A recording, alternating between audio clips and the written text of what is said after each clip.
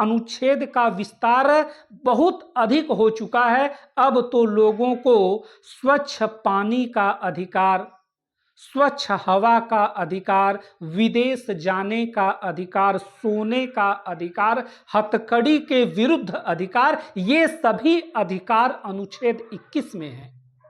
तो कहने का मतलब यह है कि हमारा संविधान इतना नमनीय होना चाहिए, इतना सरल होना चाहिए कि वह बदलती परिस्थितियों को अपने में समाहित कर ले। अगर वो नहीं कर पाता है, अगर वो नहीं कर पाता है तो वह संविधान परिवर्तन के दबाव में नष्ट हो जाएगा। वह संविधान परिवर्तन के दबाव में नष्ट हो जाएगा। लेकिन साथ ही साथ हमारा संविधान इतना भी नमनीयता न हो, इतना भी लचीला न हो कि वह संविधान के प्रमुख मूल्यों की रक्षा ही न कर पाए। तो इसमें अगले 10वें पॉइंट में हम ये देखेंगे कि किस प्रकार संविधान की नमनीयता या संविधान की कठोरता भी यह निश्चित करती है कि संविधान सफल होगा या संविधान असफल होगा। तो मैं इसे कीवर्ड के रूप में लिखने का प्रयास करूंगा कि संविधान की जो है, संविधान में लचीलेपन का संतुलन होना चाहिए। 10वां पॉइंट, संविधान में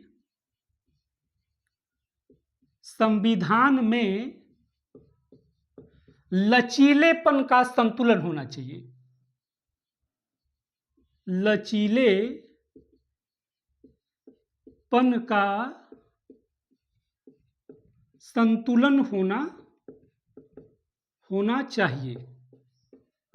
लचीलेपन का संतुलन होना चाहिए ताकि वह बदलती आवश्यकताओं, बदलती परिस्थितियों के अनुसार स्वयं को ढाल सके, ताकि वह बदलती परिस्थितियों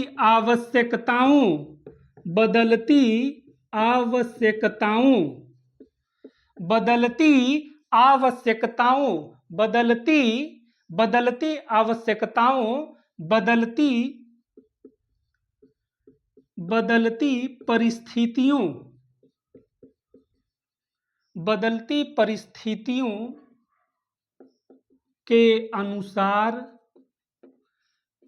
अनुसार स्वयं को ढाल सके। इसे मैं फिर उदाहरण देकर समझाने का प्रयास करूंगा भारतीय संविधान के संदर्भ में। देखिए, भारतीय संविधान के प्रमुख मूल्य क्या हैं? भारतीय संविधान के प्रमुख मूल्य हैं संविधान की सर्वोच्चता, कानून का शासन, शक्तियों का पृथक्करण, संघवाद, निष्पक्ष चुनाव, न्यायपालिका की स्वतंत्रता, ये हमारे संविधान के प्रमुख मूल्य हैं। तो किसी संविधान को इतना कठोर जरूर होना चाहिए कि वह इन प्रमुख मूल्यों की रक्षा कर दे, लेकिन साथ ही साथ उसे इतना भी कठोर नहीं होना चाहिए कि वह उभरते हुए विषयों के साथ अपने आप को जो है समायोजित न कर पाए। उभरते हुए विषय, मैं आपको उदाहरण दे चुका कि 1950 में जब संविधान लागू हुआ था तो नागरिकों के मौलिक अधिकार में कुछ जो है उनके मौलिक अधिकार का विस्तार उतना नहीं था, लेकिन बाद के कालों में नागरिकों के मौलिक अधिकार का विस्तार बहुत अधिक हुआ। तो हमारे संविधान की यह सामर्थ्य थी कि वह उन मौलिक अधिकारों को अनुच्छेद 21 में समाहित कर लिया है। तो इसमें हम ये देखेंगे कि संविधान कुछ इस तरीके से हो कि वह संविधान के प्रमुख मूल्यों की रक्षा कर सके। विशेषता क्या होनी चाहिए कि प्रमुख मूल्यों की रक्षा करे। प्रमुख मूल्यों की रक्षा करे। प्रमुख मूल्य क्या है हमारे संविधान के? प्रमुख मूल्यों की रक्षा करे। प्रमुख वे मूल्य क्या हैं हमारे संविधान के कि संविधान की सर्वोच्चता, संविधान की सर्वोच्चता, संविधान की सर्वोच्चता, कानून का शासन, कानून का शासन, शक्तियों के पृथक्करण का सिद्धांत, शक्तियों के पृथक्करण का सिद्धांत, निष्पक्ष चुनाव, निष्पक्ष चुनाव, स्वतंत्र न्यायपालिका, स्वतंत्र न्यायपालिका, ये हमारे संविधान के प्रमुख मूल्य हैं। किसी भी संविधान को इतना कठोर जरूर होना चाहिए कि इन प्रमुख मूल्यों की रक्षा करे, लेकिन साथ ही साथ उसे इतना भी कठोर नहीं होना चाहिए कि वह बदलती आवश्यकताओं, बदलती परिस्थितियों को के हिसाब से न ढल पाए। साथ ही साथ उसे इतना कठोर भी नहीं होना चाहिए, उतना कठोर भी नहीं होना चाहिए कि वह बदलती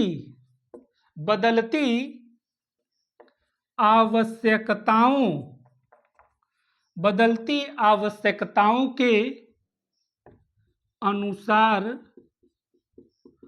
अपने आप को ढाल न पाए। उदाहरण इसका क्या है? अनुच्छेद 21 का बाद में विस्तार, उसे हमारे संविधान ने समाहित कर लिया।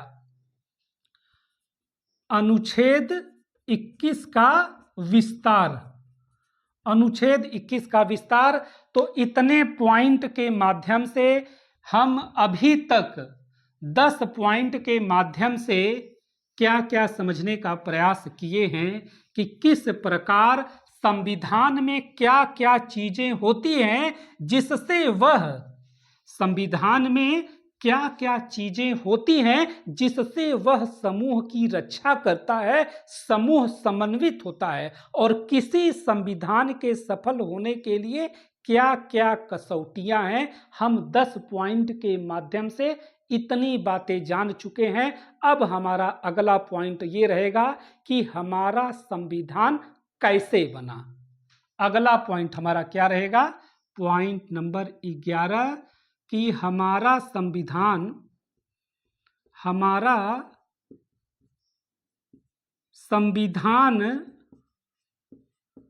कैसे बना।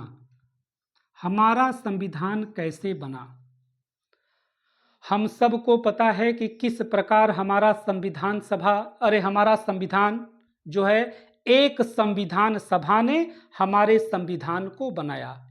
इस संविधान सभा की प्रथम बैठक 9 दिसंबर 1946 को हुई थी। क्योंकि उन दिनों 9 दिसंबर 1946 के समय भारत का विभाजन नहीं हुआ था, तो उस समय इसमें जो है पाकिस्तान के क्षेत्रों के भी प्रतिनिधि इसमें थे।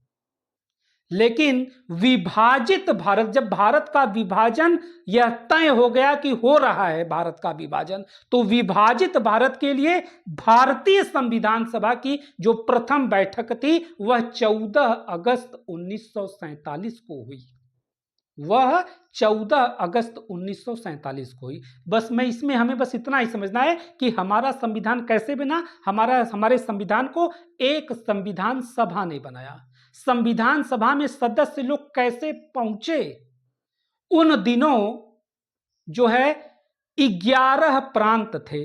उन प्रांतों के प्रतिनिधि जो है, उन प्रांतों के विधान सभाओं के प्रतिनिधि इन संविधान सभा के सदस्यों को चुने थे। तो इसे हम जो है कीवर्ड के रूप में लिखने का प्रयास करेंगे कि हमारा संविधान कैसे बना। तो इसमें हम देखेंगे एक संविधान सभा ने, एक संविधान सभा जिसकी प्रथम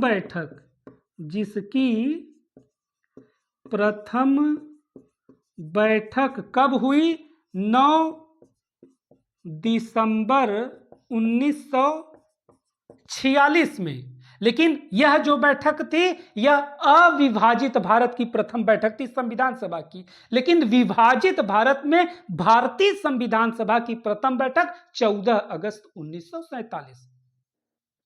विभाजित भारत के लिए, विभाजित भारत के लिए भारतीय संविधान सभा की, भारतीय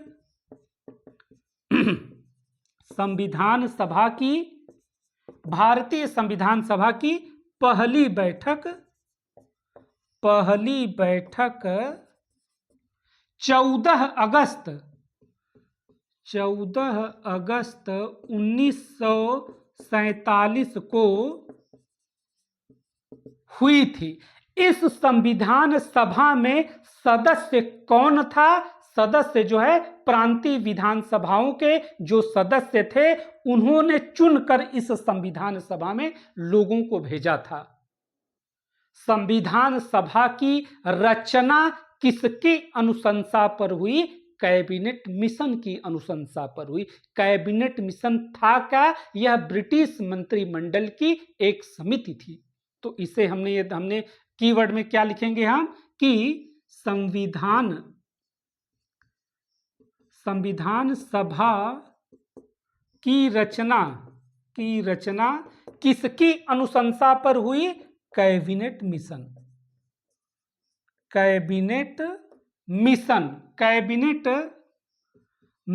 की अनुशंसा पर हुई, जो 1946 का यह मिशन था हुई।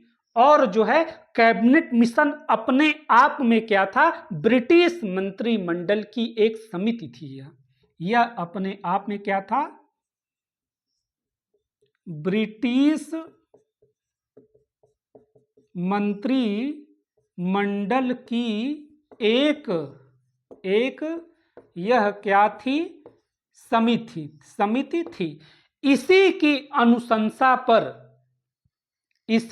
अनुशंसा पर जो है संविधान सभा की रचना हुई थी। तो इसकी अनुशंसा क्या थी? इसकी अनुशंसा कुछ इस प्रकार थी कि जो भी उस समय के प्रांत थे, देसी रियासतों के समूह थे, उनकी जनसंख्या के आधार पर सीटें दे दी गईं। उनकी जनसंख्या के आधार पर सीटें दे दी गई। मोटे तौर पर 10 लाख की जनसंख्या पर एक प्रतिनिधि जाने की व्यवस्था की गई थी। तो इसे हम जो है इसकी अनुशंसाओं में हम देखेंगे। पहला जो है पॉइंट क्या रहेगा कि ब्रिटिश भारतीय प्रांत, देसी रियासतों के समूह को उनकी जनसंख्या के अनुपात में सीटें दी गई। ब्रिटिश भारतीय प्रांत, उन दिनों ब्रिटिश भारतीय प्रांतों की कुल संख्या कितनी थी? 11। ब्रिटिश भारतीय प्रांत कितनी संख्या थी? 11। देसी रियासतों एवं इनके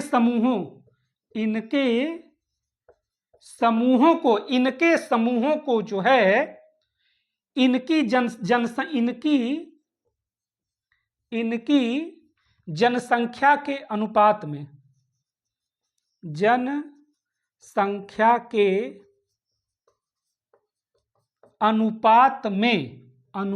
में सीटें दी गई।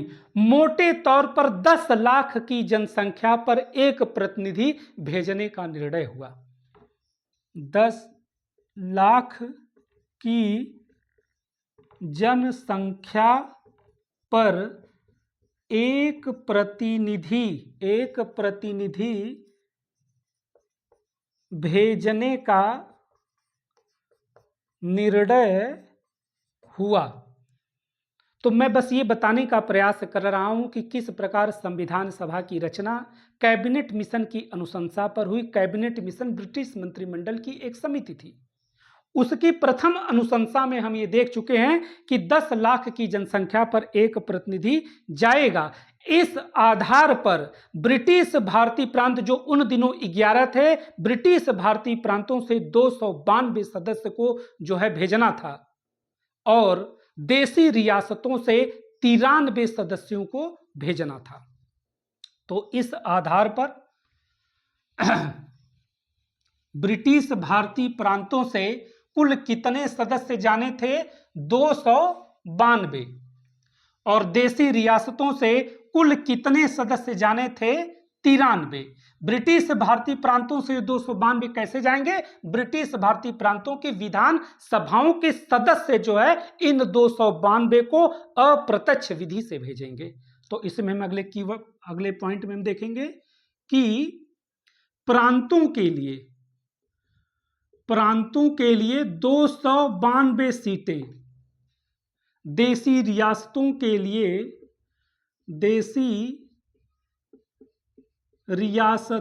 लिए 93 सीटें हो गई। ये कुल मिलाकर जो है 385 होगा। 4 चीफ कमिश्नरी का भी क्षेत्र था, 4 चीफ कमिश्नरी के क्षेत्र थे।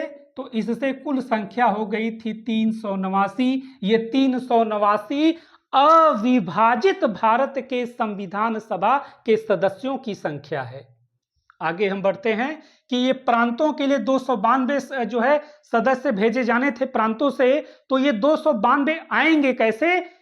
प्रांतीय विधान सभाओं के सदस्य अप्रत्यक्ष विधि से जो है इस 292 सदस्यों का चुनाव करेंगे। प्रांतीय विधान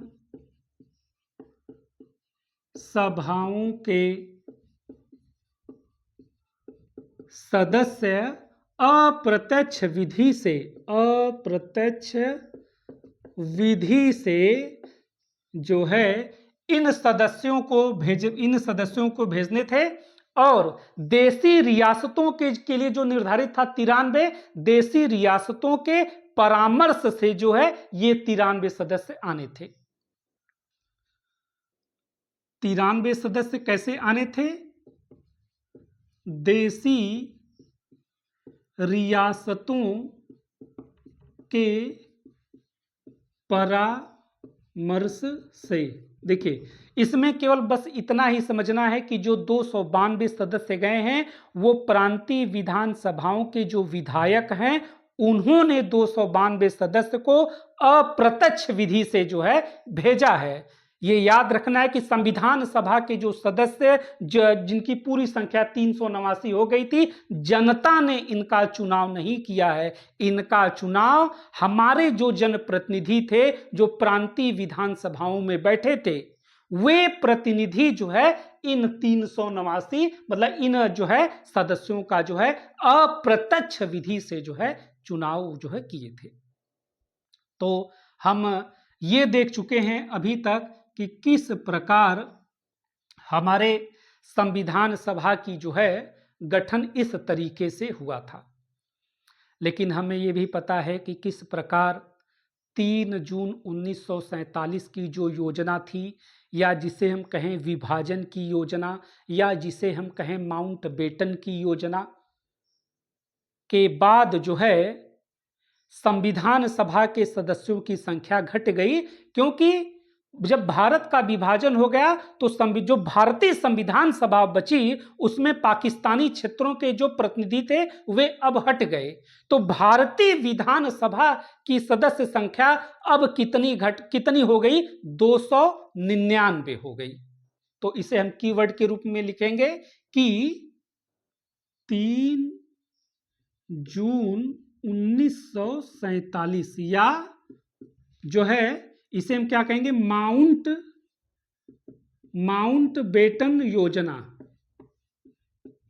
माउंटबेटन योजना या विभाजन की योजना के परिणाम स्वरूप परिणाम स्वरूप जो है भारतीय संविधान सभा के सदस्यों की संख्या अब कितनी हो गई? 299।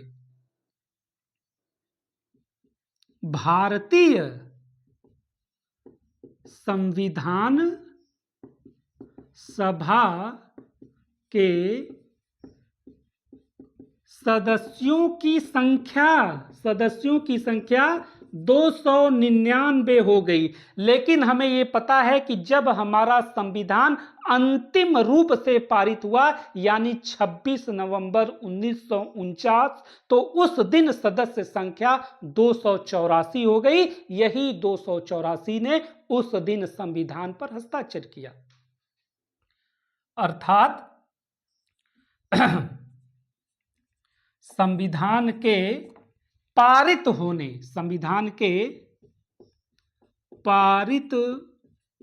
होने के दिन, अर्थात कब? 26 नवंबर 1949 के दिन 284 सदस्य हो गए। इन्होंने ही संविधान पर हस्ताक्षर किया। संविधान पर हस्ताक्षर किया। तो हम इस स्थिति में आ चुके हैं कि किस प्रकार जब 26 नवंबर 1949 के दिन हमारा संविधान कुछ प्रावधानों के साथ जब लागू हुआ तो उस पर 284 सदस्यों के हस्ताक्षर थे। तो हम इस स्थिति में जो है आकर पहुंच चुके हैं। अब हमारा पॉइंट नंबर अगला रहेगा।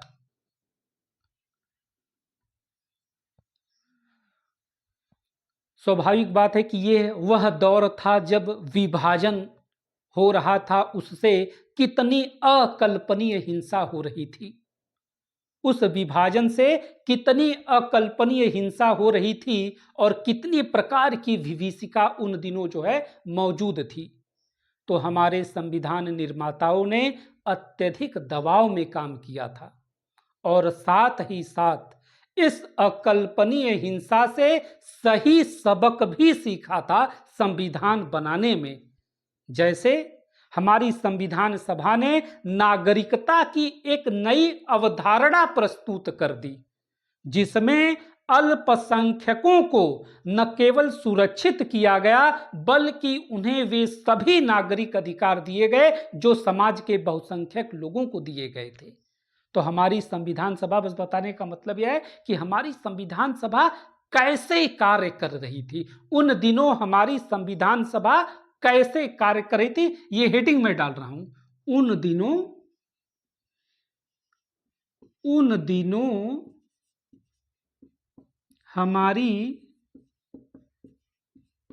संविधान सभा कैसे कार्य कर रही थी, कैसे कार्य कर रही थी, ये मैं मानकर चलूं कि ये हमारी क्या है, हेडिंग है। तो मैं इसमें पहले मैं क्या बता चुका हूं कि विभाजन से उपजी विभीषिका और हिंसा के बीच हमारे संविधान निर्माताओं ने अत्यधिक दबाव में काम किया, अत्यधिक दबाव में काम किया। विभाजन से उपजी विभीषिका व अकल्पनीय हिंसा के बीच हमारे संविधान निर्माताओं ने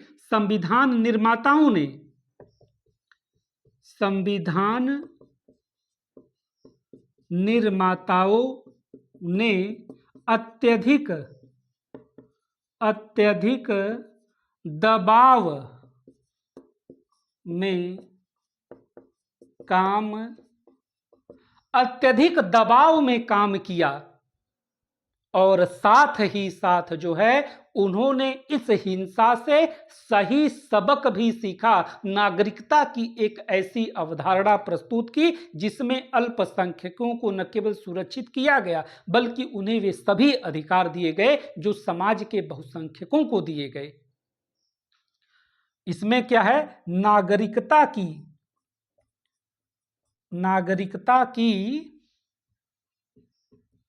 एक नई अवधारणा दी गई, क्या कि अल्पसंख्यकों को न केवल सुरक्षित किया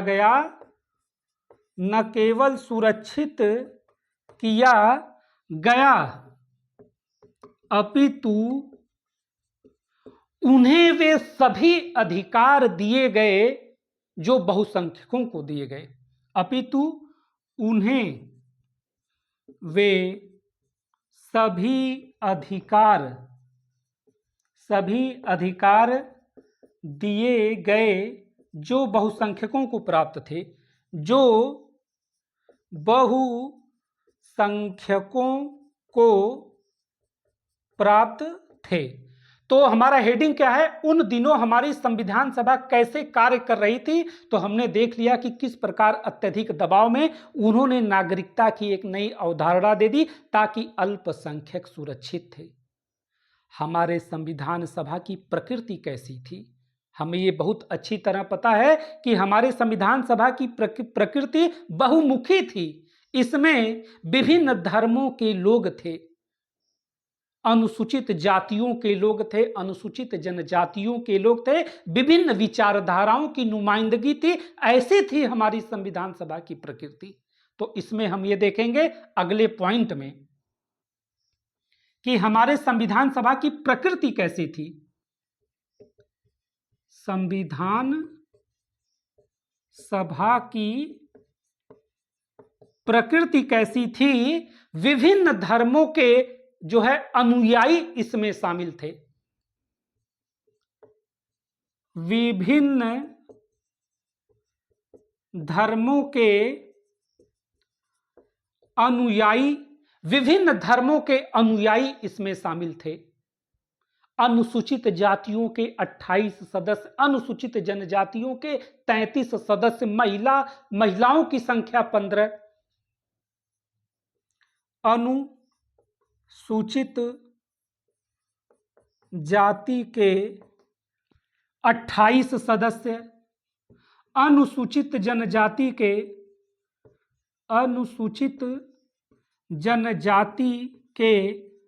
33 सदस्य। देखिए ये बात हमें थोड़ा सा याद में इसे जो है बराबर बताता चलूं कि एनसीईआरटी हम केवल इसलिए ही पढ़ रहे हैं कॉन्सेप्ट के लिए, न कि फैक्ट के लिए। तो आगे मैं बढ़ाता हूं कि अनुसूचित जाति के 28, अनुसूचित जनजाति के 33 सदस्य, महिलाएं 15 थी। देखिए पार्टी के तौर पर भारतीय संविधान सभा में कांग्रेस पार्टी का वर्चस्व था, ये बात माननी पड़ेगी। लेकिन कांग्रेस स्वयं में ऐसी पार्टी थी कि जो विभिन्न विचारधाराओं की नुमाइंदगी करती थी।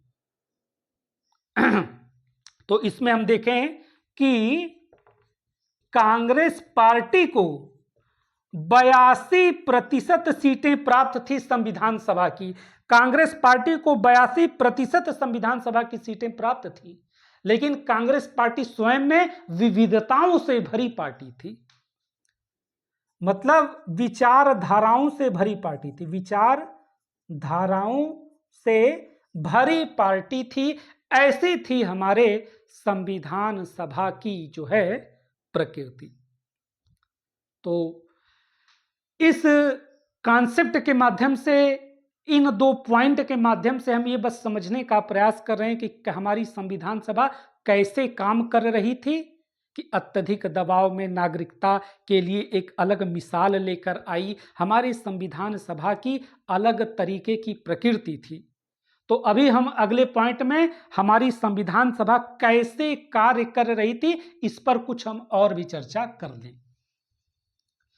देखिए हमारी संविधान सभा की सत्ता जो है इस बात में टिकी थी, हमारे संविधान सभा की जो सत्ता थी वो किस बात पर टिकी थी कि जो सदस्य थे संविधान सभा के, उनके जो विचार विमर्श थे, उनके जो वाद विवाद थे, उनकी जो तार्किक बहसें थी, इन तार्किक बहसों की जड़ों में जो छुपे मूल्य थे, जो छुपे संवैधानिक मूल्य थे, यही हमारी संविधान सभा की सत्ता की जो है असली ताकत थी। तो कहने का मतलब यह है कि चूंकि हेडिंग है कि हमारी संविधान सभा कैसे काम कर रही थी, तो सदस्यगण जो गंभीर विचार विमर्श कर रहे थे, वाद विवाद कर रहे थे, तार्किक बहस कर रहे थे, तो इसके आधार पर जो है वह हमारी संविधान सभा की सत्ता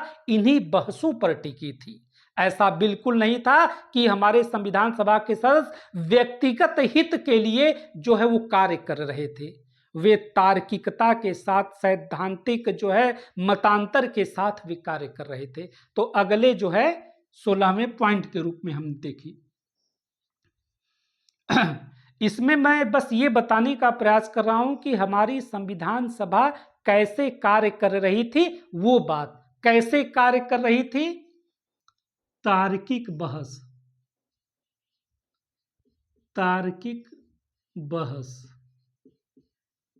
वाद विवाद, वाद, तार्किक बहस, वाद विवाद, गंभीर विचार विमर्श, गंभीर विचार विमर्श, इसके माध्यम से जो है हमारी संविधान सभा की सत्ता जो है वो दिख रही थी कि ये बंद कमरे में ये कोई काम नहीं हो रहा था। यह काम कैसे हो रहा था कि यह तार्किक सैद्धांतिक तरीके से यह काम हो रहा था। संविधान सभा के सदस्यों में अपने व्यक्तिगत हितों के लिए कभी मतभेद नहीं होते थे। संविधान सभा के सदस्य अपने व्यक्तिगत हितों के लिए उनमें कभी मतभेद नहीं थे। उनके मतभेद बड़े व्यापक होते थे। मतलब उनके मतभेद कैसे होते थे कि भारत में शासन प्रणाली केंद्रीकृत होनी चाहिए कि विकेंद्रीकृत, भारत में न्यायपालिका को कितनी शक्तियां दी जानी चाहिए, संपत्ति के अधिकार की रक्षा संविधान में हो या बाद के संसदीय कानूनों से हो। इन बातों पर संविधान सभा के सदस्यों में मतभेद थे, न कि व्यक्तिगत हितों को लेकर मतभेद थे। तो इस चीज को हम आगे बढ़ाएंगे कि संविधान सभा के सदस्यों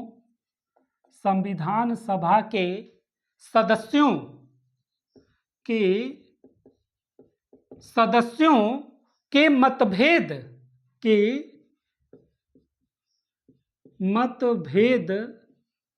व्यक्तिगत हितों के लिए नहीं होते थे। व्यक्तिगत हितों के लिए नहीं होते थे। व्यक्तिगत हितों के लिए नहीं होते थे। फिर कैसे होते थे? ये